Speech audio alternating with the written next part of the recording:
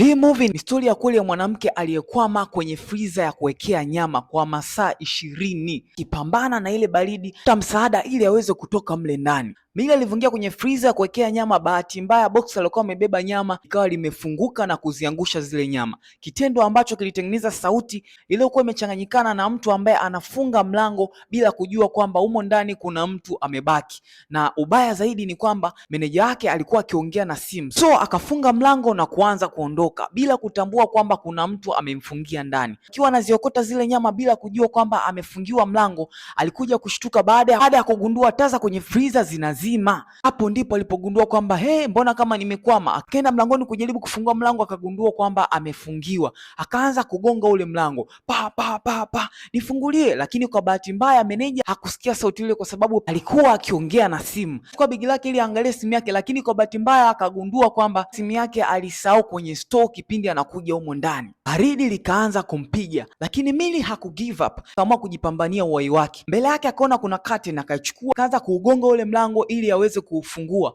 Juhudi zake ziligonga mwamba baada ya kugundua mlango huo hautoweza kufunguka. Akawa anajifikisha mikono ili aweze kujitengenezea joto, zuia mapigo ya moyo kushuka. Juhudi hizo pia zikagonga mwamba. Wakati anajishikashika akagundua kwamba alikuwa amenunua tiketi ya kwenda kuangalia movie. Akiwa anaitazama ile tiketi akagundua kwamba masaa ya kuangalia movie katika theater yamekaribia kufika mwisho. Hivyo akatambua kwamba watu waliokuwa wakiangalia movie katika theater watapita karibu na mlango wa bucha ambapo amejifungia. Kweli watu wengi wakawa wanatoka kwenye movie theater. Milly akachukua sahani ya kuwekea nyama akaanza kugonga mlangoni akiwa anatumaini kwamba wale watu wanaopita pale watamsikia, lakini hawakuweza kumsikia kwa sababu kila mtu alikuwa na excitement ya kuhadithia movie ilivyokuwa wanahadithia. Na movie ilikuwa kali sana ile, mimi nimeipenda. Unakumbuka ile kipande Sterling alivyotaka kupigwa pale, lakini jamaa akatokea akamsaidia, si ndio? Hivyo kelele za Milly kugonga katika mlango hazikuweza kumsaidia na watu wakawa wamepita. Kwa bahati nzuri kuna mtoto ambaye alikuwa anapita pale, kale katoto kakasikia kelele ngengenge ngwangwangwa, tuko akamwita babake, baba nasikia kelele. Abidi yule baba akate simu aje asikilize. Kweli siku ya kufa nyani miti yote huteleza.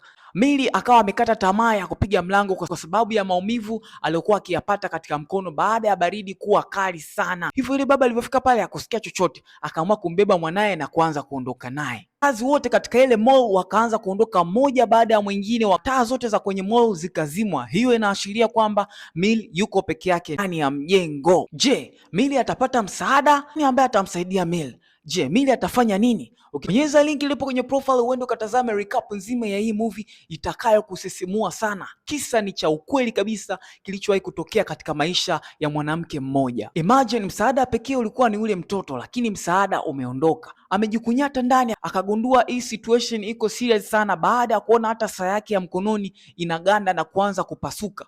Muda mchache baadaye damu ikaanza kutiririka kutoka katika pua yake, jambo lilomfanya kugundua kwamba maisha yake yako hatarini na muda wowote kuanzia sasa hivi anaweza akafariki. Na kwa sababu saa yake ya mkononi iliharibika, alikuwa hafahamu ni masaa mangapi amekwama ndani ya hiyo freezer. Vidole vyake vya mkono vikaanza kupasuka, ngozi yake ikaanza kukauka, vidole vya miguu yake pia vikaanza kukauka, akiwa anawaza kitakachomtokea, lakini hakutaka kugive up. Kumbuka katika begi lake kulikuwa kuna nguo ambayo ameiweka, hivyo akaichukua na kuipasua ili aweze kujifunga mikono na miguu yake asiweze kupasuka kutokana na baridi lililokuwa likiongezeka kwa kiwango kikubwa. Imagine wewe ndo Milly, ungefanya nini kwa wakati huu? Ghafla macho yake katika AC mbili ambazo zinaingiza ubaridi humo ndani, akapata wazo, akachukua box na kulichana mara mbili, akachukua kingazi kidogo akakikanyaga, akapanda, akachukua na gundi, akabandika kipande kimoja cha box kwa upande mmoja wa AC, kisha akabandika gundi. Lakini jambo likawa linazidi kuwa gumu sababu ya ule upepo ambao ulikuwa unasukuma. Bahati nzuri akafanikiwa. Teleza tu vibaya, huko chini ni kurefu, ataanguka na kuumia. Kamia upande wa pili wa AC akalifunga. Alipomaliza tu kulifunga hivi, upande wa kwanza wa AC alikuwa amefunga ukawa umefunguka. Akajitahidi tena akafunga, likawa limekaa,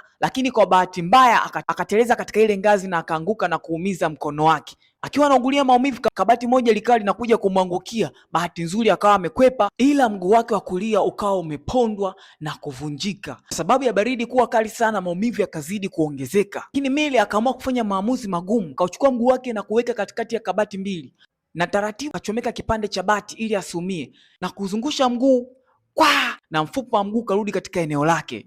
Ni noma. Maumivu yalikuwa makali sana, lakini Milly akachukua vipande vya boksi akavikunja, kisha akaviweka kama miti pembeni mwa miguu yake na kuifunga, huku akiwa anaugulia maumivu makali. Baada ya hapo ikabidi atafute chakula ili aendelee kuwa na energy, kwa sababu njaa ilianza kuwa kali sana. Akajitahidi kusimama, kaona vipande vya viazi, lakini viazi hivyo vilikuwa tayari vimeshaharibika. Kaamua kuvipotezea. Akiwa amejikusanya pembeni, akiwa na mawazo atakula nini, ghafla kushoto kwake akamwona panya. Tibu akanyosha mkono wake. Chini ya panya kulikuwa kuna chocolate nyeusi kama Mungu tu. Akachukua ile chocolate akala ili aweze kupata energy. Kwa upendo akamwona yule panya bado anamsogelea, ikabidi akate kipande kidogo na kumrushia yule panya, kwa sababu mwisho wa siku yeye na panya wote watakwenda kufa muda so mrefu. Baridi ni kali sana. Milly akakumbuka kwamba alikuwa na lighter katika begi lake, akafungua na kuiwasha. Hakuwa na jinsi, hivyo akachukua karatasi yake ambayo ilikuwa inampeleka kufanya kazi aliyokuwa anatamani kwenye maisha yake. Ikabidi aipoteze ili kuweza kuokoa uhai wake. Akawasha moto, joto likaanza kuongezeka kidogo. Kale kapanya nako kakaona mpaka kuna joto, kakasogelea ile eneo. Mwanangu, ukweli mchungu ni kwamba moshi ukaanza kusambaa kwenye kile chumba. Milly akagundua kabisa kwamba kifo cha moshi kitamkuta kabla hata hajauliwa na kifo cha baridi. Ikabidi afanye maamuzi magumu, akachukua boksi na kuuzima ule moto.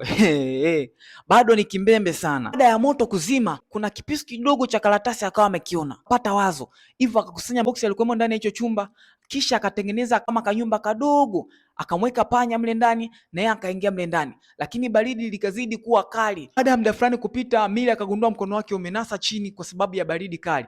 Hakuwa na namna yote, ikabidi auvute mkono kwa maumivu makali, nyama ikawa imebanduka. Pembeni yake akamwona yule panya tayari baridi ishaondoka na roho ya panya. Kila jitihada na hatua alikuwa akipiga Milly ilikuwa inamletea maumivu makubwa sana kutokana na visanga ambavyo amekutana navyo. Baada ya hatua kadhaa akaziangalia tena zile feni. Hakutaka ku give up. Wazo jingine likamjia, akachomoa kipande cha chuma, sogelea zile feni za freezer. Mpango wake ni kwamba anataka kuchomeka aizuie feni isizunguke. Bila shaka unaona spidi iliyokuwepo hapo. So chuma akikuweza kuzuia ile spidi ya feni, kwa siku kile chuma kikarushwa pembeni. Ukweli ni kwamba Milly asipofanya jambo lolote lile atajikuta ameganda na kufa hapo hapo. Akabandua plastiki fulani katika maboksi akajizungushia mwili mzima.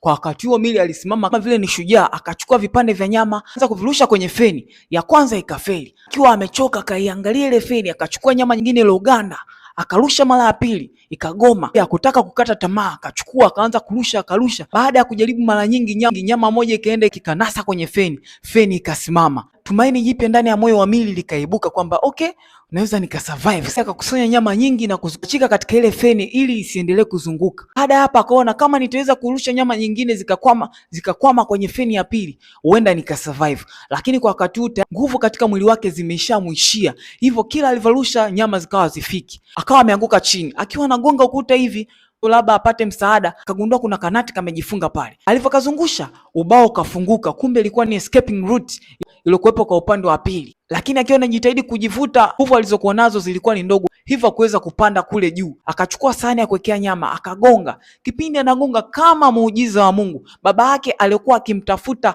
huku na kule usiku kucha akiwa na mawazo, akapita sehemu Milly alikuwa anafanya kazi, akasikia sauti kama ke.